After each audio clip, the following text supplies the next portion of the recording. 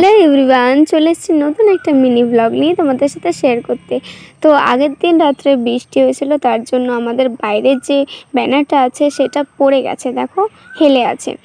তো এখানের ব্যানারটাও তো সেম অবস্থায় পড়ে আছে। আমি একটু দেরি করে উঠেছিলাম, তাই ভাবলাম যে চলো, আমি তো সবসময় চা খাই, তো আজকে নয় একটু কফি বানানো যাক। কফি বানাচ্ছি যেহেতু আমি চায়ের বাটিতে জন্য বানিয়েছি একা, তার জন্য ছোট বাটিতেই বানিয়েছি। আর এবার খাচ্ছি কফি।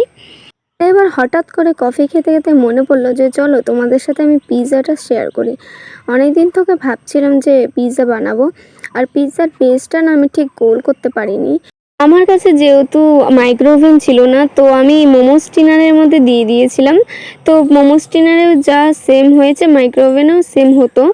আর দেখো আমি পিৎজাটা বানিয়েছি, এক সাইড দিয়ে দেওয়ার খেয়ে নিছিল। তো আজকের ভিডিওটা এইটুকুনি। ভিডিওটা ভালো লাগে লাইক কমেন্ট শেয়ার সাবস্ক্রাইব করবে।